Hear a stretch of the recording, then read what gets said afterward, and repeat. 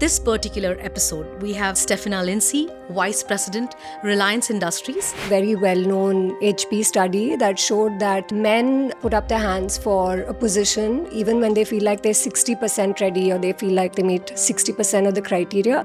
But women usually need to feel like they have to meet all 100% of the criteria. We feel like, are we balancing everything? Am I being too aggressive? Am I being too soft? Am I being ambitious enough? Am I not being that? So there's a lot of overthinking that I don't think men do as often. I also started to realize, especially with the pregnancy and post that leadership wasn't just about strength. It's also about stamina. Figure out ways to talk at home. And there are a lot of ways to do it without being arrogant and without sort of minimizing the other person, or there are ways to do it in a way that is a win-win for everybody. As a process, we would check in not just on our employees, we would check in on their family members, see how they were doing, did they need any support. So it went beyond the business imperative. If people know that they're going to be held in their weakest moments, they are going to give you their 110%.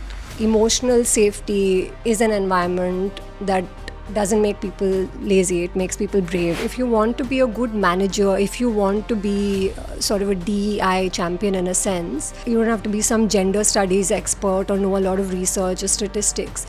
You just have to lead in a very human way. And that's not just for people. I think it's the same for organizations. This is an ILO study that women are now 3 times more at risk than men are of losing their jobs. I also read that. So just when you think you're making progress, it looks like the future of work now is again a gendered conversation, and it's going to be a tough one. For a man to be considered successful, they just have to kill it at work. But for a woman to be considered successful, there is that balance that you have to be doing, and they'll say, oh wow, how well she balanced everything. But that comes at the risk of burnout. That's why it's so important, I think, for all of us also to feel that sense of responsibility, to show other young women what they can do. Welcome to Office Tales and People podcast. Next few episodes are going to be with rising leaders from the industry. People who are working in India, outside India. It could be Gulf, Africa, Europe.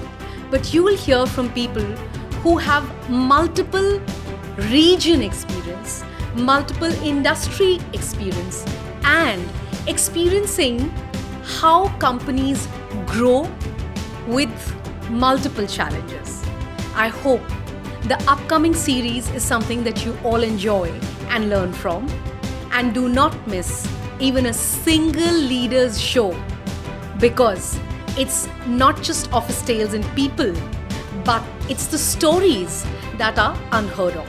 So in the upcoming Rising Leaders episodes, you will get answers to a lot of questions which have been on your mind. Don't miss any of these and tune in to Office Tales and People podcast. And make sure that you share Office Tales and People podcast with everyone around. Every journey professionally in the corporate world starts with individual contributors. And it takes a lot of milestones for people to cross and make it to the leadership roles. A lot of people make it and many don't. But the ones who do have steered through some real challenges. And this particular episode, we have somebody who's crossed over many hurdles, challenges, and of course is still work in progress, as she said, but is already in a very promising leadership role and making a lot of impact. I would like to invite Steffina Lincy, Vice President, Reliance Industries, to Office Tales and People podcast. Welcome, Steffina. I'm so happy to have you on our podcast. Thank you so much for having me. It's wonderful to be here with you all today.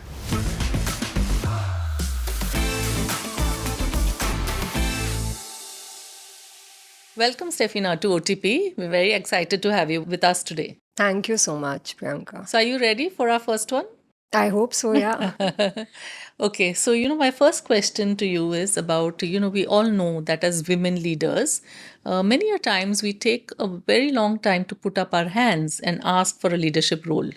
And, we don't feel confident. We always feel we are not ready. So what would you tell all these women leaders who are waiting for that perfect moment to put up their hand and ask for a leadership role? I think as women, we're probably conditioned right from childhood to tick every single box on the checklist, before we put up our hands and say that we're ready. There's in fact actually a very well-known HP study that showed that men, put up their hands for a position even when they feel like they're 60% ready or they feel like they meet 60% of the criteria. But women usually need to feel like they have to meet all 100% of the criteria. And the problem probably is there. I don't think in life there's going to be this perfect moment where there is a pause and life says, okay, now everything is perfectly aligned. The stars have aligned. Please take your shot. That's just never going to happen. So, somewhere I think we need to let go of that pressure to just be so perfect. And it's not just professionally, it's personally also. We feel like, are we balancing everything? Am I being too aggressive? Am I being too soft? Am I being ambitious enough? Am I not being that? So there's a lot of overthinking that I don't think men do as often.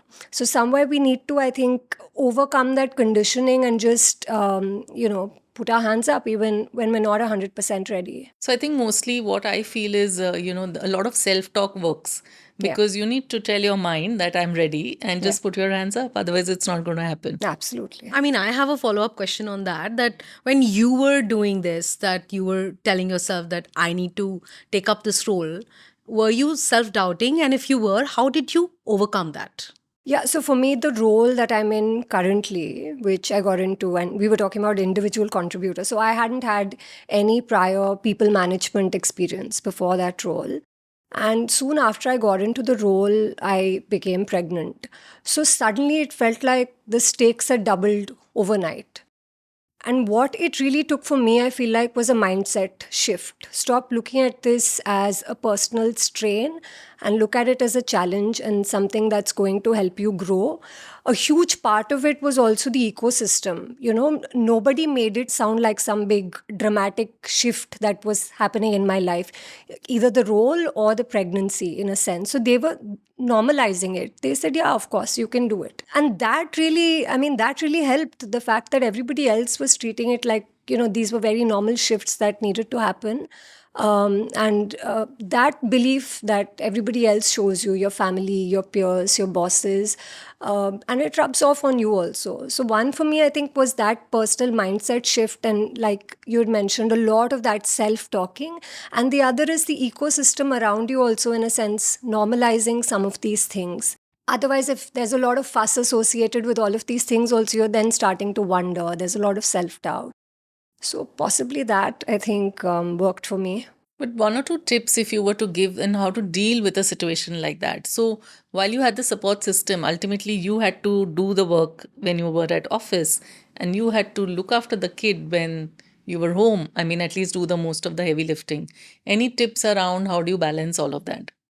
Being very organized, starting to let go a little bit of perfection and, know that there will be imperfections that creep in, whether it's at home, whether it's at work. So being a better delegator, I also started to realize, especially with the pregnancy and post that leadership wasn't just about strength, it's also about stamina, which means it has to be a much more sustainable sort of journey. And so for that, you need to know when you have to rest. You need to know when you have to ask for support. So all of that, don't shy away from asking for support, both at home and at work. I think that's a great one because many people don't want to even ask for help. Yeah. And they have that mental block. So thank you for that. Yeah. So, Steffina, the second question is from my side is that, I remember you were telling about this whole thing when we were talking that it's very hard to come and have power at work if you are voiceless at home. I really want you to talk about that on podcast and talk about it to us about this whole thing that you shared. So I think that aspect sort of came into serious focus for me during COVID because I'd just gotten married 2020 Feb and COVID hit. And so my in-laws who had come to Bombay for a couple of days to get us married off ended up staying significantly longer. Okay. And in this one BHK in Chandivali, there is me, my husband, and my in-laws. And I realized there is this now unspoken expectation, which I didn't realize. I guess it was naive of me, that literally the next day, around 5 o'clock, I was starting to notice some tension because I realized, like a good Indian bahu, chai kaun banayega ghar pe? And I was like, okay, I'm starting to sense the friction building. So that itself, I think, started to bring this into focus. So that whole period was a journey for me because that wasn't so much an expectation of my husband. So during that period, I think it was a journey of growth both for me as well as my in-laws, my husband, where I brought them along on the journey of, everything that I do at work. They saw the pressures that I had at work, how demanding my hours could be. And it was also a very demanding time, let's be honest. And the other thing that I did was I was also at the time in the running for a leadership program at work and an external award process as well. So I would take them along on that entire journey, what the selection process was looking like, what did they ask me in the interviews, what is happening every day at work. And then they started to realize that, and less, that expectation that was there, it slowly started to go away. So now they, very quickly after that, they adapted, and then they started to treat my husband and me like equal partners. And so I guess that's the sort of thing I'm talking about when I say figure out ways to talk at home. And there are a lot of ways to do it without being arrogant and without sort of minimizing the other person, or there are ways to do it in a way that is a win-win for everybody. That I think it's the power of communication that you used. Yeah. And you used it so well Yeah. that you turned your in-laws into your parents. Yes, I'm very lucky, I have to say. I think the way, at least what I have heard and from you, what I understand is that you've actually put in a lot of effort Yeah. in making sure that they know. They know who you are, what you do, how you do. Yeah. All of that was very well explained to them. And I think when we communicate, a lot of gaps are filled. Yes. And I think that is what you've done. So kudos to you for doing that and making sure that you were heard and seen at work and at home. So it was really great. Not many women can steer through such a challenging time with the grace that you could, and it's very inspiring. I think a huge part of being able to be successful at work, whether it's, at leadership roles or just at the workplace in general, I think is your support system at home being there for you 100%. And so that's a very important aspect we need to focus on as well, I think, as women in general. Yes. So here's the next one, Steffina. A lot is getting talked about nowadays in the public domain on emotional safety, psychological safety. What is your view on that? What does it take in organizations to make space where people feel safe? I think to me, an emotionally, like an organization where people feel emotionally safe is one where people feel like the organization has their back in their hardest moments. And it's not just the relationship they have with the organization is not just one of performance reviews and, transactional pieces like that. I'll probably, the best example is again during the pandemic, from first-hand experience, the way that in my own organization that it responded, not just from a business imperative standpoint of we have to keep people safe because they need to show up. It wasn't that. Every day I got to see that everybody, we as a process, we would check in not just on our employees, we would check in on their family members, see how they were doing, did they need any support. So it went beyond the business imperative. And when employees go through phases and moments like that with their organizations, the relationship transcends, the traditional kind of employer-employee relationship. In those moments, there is true emotional safety that you experience versus, like a webinar you do or like programs you do to talk about emotional safety. And so possibly, I think examples like that, you need to harness those moments with people, show them that you care. If people know that they're going to be held in their weakest moments, they are going to give you their 110% in their times of strength. Because I truly believe emotional safety is an environment that doesn't make people lazy. It makes people brave, and it makes people want to do more.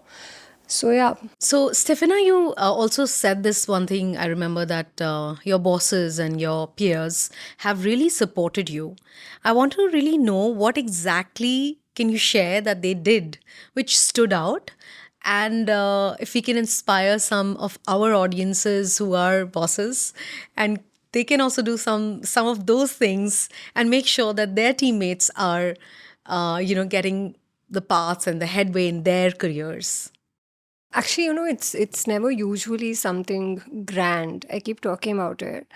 I think quite simply, what my bosses, the leaders that I'd had, did was sending you small, consistent signals that make you feel like you belong in the room. It's not something big that you have to say or do. In fact, more often than not, uh, that tends to border on tokenism, because it's specifically calling out or making an exception of you. The opposite of that is usually what helps, is those small consistent signals. It's natural, you belong in this room. And I think similar with my team members as well. I have a wonderful team, and I don't know where I would be without them. And when I'd come into the role also, a lot of them had they had been in the team for a bit, and so they had much deeper context, they had much deeper awareness and understanding, and yet they gave me space, they gave me sufficient context, they were patient in helping me learn and helping me grow. So having the grace for someone new to step in, and for you to sit there and explain to them patiently, those little things are what go a long way in helping a leader, a woman leader, or any leader, feel comfortable in a new space. You feel like this is your space and these are your people. So basically, it's about being human when it's really It is required. really, I think, I always talk about it. If you want to be a good manager, if you want to be sort of a DEI champion in a sense, you don't have to be a gender expert. You don't have to be some gender studies expert or know a lot of research or statistics. You just have to lead in a very human way. It's as simple as that. It's about being human at every single time and every single day. And Yeah. I think you're going to make a difference in people's life. Yeah. Absolutely. And that's not just for people. I think it's the same for organizations. More often than not, a big policy deck is not what is going to make changes Of course. for the agenda of women progressing in organizations. It is, how do you systemically ensure that every bit of your process is fair? And that means, how are you even asking the questions of, are we spotting talent clearly? Are we doing something here that is rewarding optics rather than impact? Who is getting picked for the big roles? Is there any specific bias in that? It is just that. It is not specifically spotting women or some cohort or some minority. It is just ensuring there is fairness, there is the right questions being asked at every step of the process. And those little steps along the way are possibly the ones that make the difference. For example, that example where we were talking about the role that I took on, where I had no prior people management experience. I come into the role and I'm pregnant soon after. That would have disqualified me for a leadership role in a lot of spaces. But the fact that that phase was normalized was what made all the difference for me, right? And that's the experience I hope that everybody has as well in their own organizations, in their own roles. True, true. Tough one to replicate, but I'm sure we'll get there. Yeah. Increasingly, though, I don't know how much we are, because just the other day I was reading this stat that came out that with AI, women are now 3 times more at risk. This is an ILO study that I women see. are now 3 times more at risk than men are of losing their jobs. I also read that. So I just when you think you're making progress, it looks like the future of work now is again a gendered conversation, and it's going to be a tough one. So we do need to start, every single one of us, figure out our own ways of how we're going to address this shift New or this challenge. Yeah, I this think it's brand new actually very challenge. simple. You just adapt AI, instead of losing your job to AI. You have to just adapt it and learn it. Yeah. If you don't know how to use it, I think that will be a risk whether you're a man or a woman. Yeah. Yeah. So everyone just needs to gear up and learn how to use it for their benefit to get a little more productive than they And were. I think upskilling is not at all a question when it comes to any profession. Yeah. The only thing is that with AI, in any profession now, we all need to upskill. Yeah. Yeah. I think if we all learn this one simple thing about AI, none of us are going to lose anything. Because ultimately somebody has to use that AI, right? The company will implement it.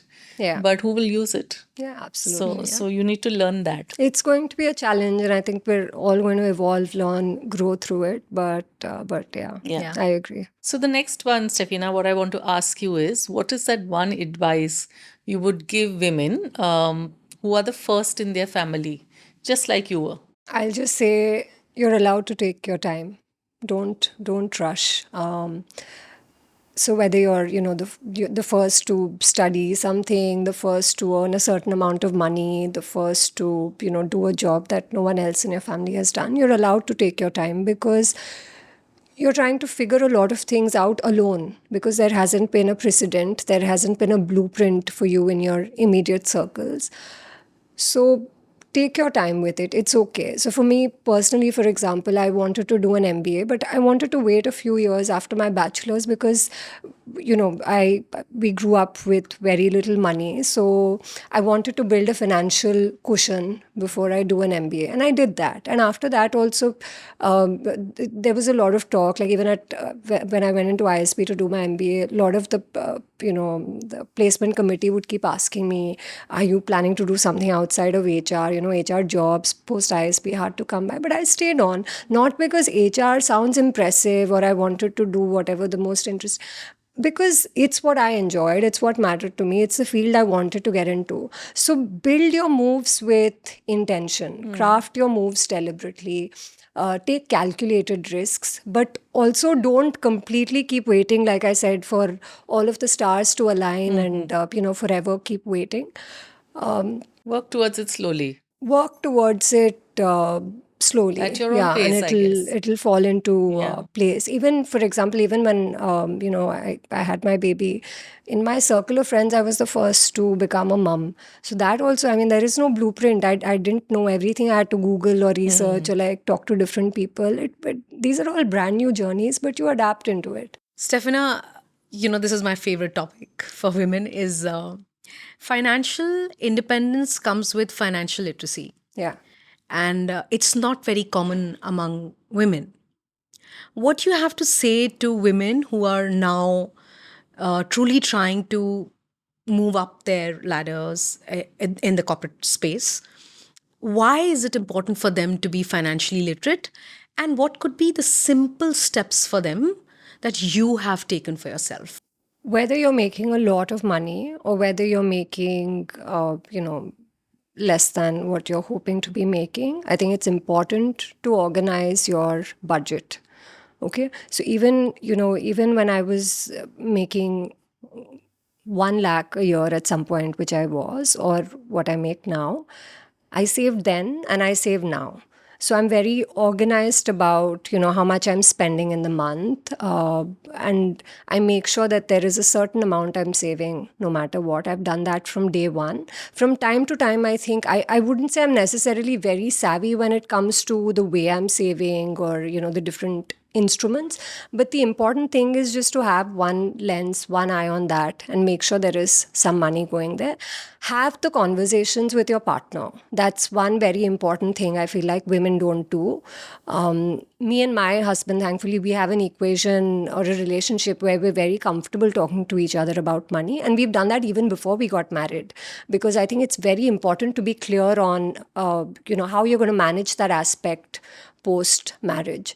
So certainly, I think be very aligned on it and save up. The little things go a long way. So as much as you can, just save up. So another one from me, Steffina, I want to know, what is the definition of success in your view? I think it's very personal, and that actually has me thinking. For me, success is the pinnacles that I set for myself, and they keep evolving. So once I've achieved one pinnacle, like I wanted to achieve this at work, or I wanted to get this done at home, then each of those milestones that I achieve feel like success to me. But on women specifically, I feel like it's very hard to be considered successful without meeting an extremely high bar. Because for men, I think for a man to be considered successful, they just have to kill it at work. But for a woman to be considered successful, there is that balance that you have to be doing, and they'll say, oh, wow, how well she balanced everything. But that comes at the risk of burnout. It's very hard to meet that bar. So I do feel like somewhere, talking about what we were talking about earlier as well, somewhere that pressure for women, to tick every checklist and to fit this caregiver nurturer archetype. Men can be explorers, adventurers. They can explore a lot of different archetypes. But for women, no matter what archetype you have, that can only be your secondary or tertiary kind of personality. Your primary default needs to be caregiving and nurturing. And somewhere I keep thinking we should make caregiving a human responsibility, not a woman's responsibility, right? I just want to ask this, that who stops a woman to really think like that? Who stops them? From thinking about being so many different roles. I just feel personally that it's women themselves who, like you or Priyanka or for myself, I have never looked at myself only, oh, one day I'll be a mother. I've never thought about it. I mean, I love kids, but I've never thought about it. And I think it's we who will allow those thoughts to come into us. And when we stop and ask ourselves that, who do I want to be or what do I want to do, is when we define our so-called success or parameters or milestones. What do you have to say about it? Like this, that's how I feel. It's women who themselves will. Yeah, so exactly the point, Shikha. What happens is, one is we ourselves naturally are a caregiver type. Yeah. Our type is such Absolutely. that we automatically, without anybody telling us, our responses and reactions are like that. I understand part- biologically we yeah. think like that, maybe. So that's one. And then the second one is this superwoman syndrome which society has put on you. Absolutely. Right? And I feel that this superwoman is a myth. It's not a reality. I mean, why are we trying to be superwoman? I think then the whole point comes into this place where we all need to learn to say no to things. Yeah. Yeah. Isn't But it? what we've done is we've made superwoman is actually an expectation of society, but we've taken the pressure and owned it. And we want to show the world that I'm a superwoman. So it's, of course, ultimately it's on us, but Because we're also from that generation where we've got full liberty, like a lot of us with stepping out, going to work. But we're also in that generation where the domestic responsibilities haven't fully been taken off one gender, right? So unpaid caregiving at home, all of that is still largely associated with women. Yeah. It is changing, but it, at least at this point, I think for a lot of women, it is coming at the risk of burnout, because Yes. it's a very high bar to kind of stick to, which is why when you ask about success, I think especially for women, that's such a tricky thing to answer. What does success look like? Is it what you do at work, at home? Is it what you define for yourself? There's so much many- conditioning also to break through. Self-talk, telling yourself, being able to break out of it is easy, but there are so many societal restrictions and norms, family expectations that come into play. It's a tougher sort of conversation to possibly break through. I think you've already done it. Priyanka has done it. I'm hoping I have done it. That and many more will. I guess. many more have done it, that they're okay being tagged as a bad girl. And the moment we all accept that we are going to be the bad girl, I think we are going to be the good girl. And I think the more, which is why it's so important to have representation, no? Because the more that people see more people that look like them, whatever that looks like, woman, man, gay, skinny, big, tall, whatever that looks like, the more you see someone who looks like you sitting in On that top, yeah. role, the more it's going to feel natural for you to aspire to something like that. So that's why it's so important, I think, for all of us also to feel that sense of responsibility, to show other young women what they can do. Great. So, Steffina, it was so wonderful to have you on Office Tales and People podcast. I hope you had a good time with us talking about so many things. I did. And definitely, please come back and share more stuff as you go up the ladder. We would want to know more stories from you in the future. Thank you so much. I just want to say, I think I really admire that you're doing this series and that you're trying to identify these stories. And you asked me a lot of questions today. Actually, frankly, I wish, I was thinking maybe I should reflect on this more. And it's left me with a lot to reflect on, honestly, which I will do. So thank you so much for that. And all the very best to you with this podcast. Thank Good you. luck to you as Thank well you from so OTP much. and Yes. the team here. You're very welcome. Thank you so much. This episode was very special. I hope all women, of course, also men, must watch this episode that we had with Steffina Lincy. It's a very inspiring conversation that anybody who's in the corporate world trying to step up the ladder shouldn't miss. And before we go on to our next episode, don't forget to comment and let us know how did you find this particular episode. Thank you so much for watching Office Tales and People podcast. Until next time, ciao.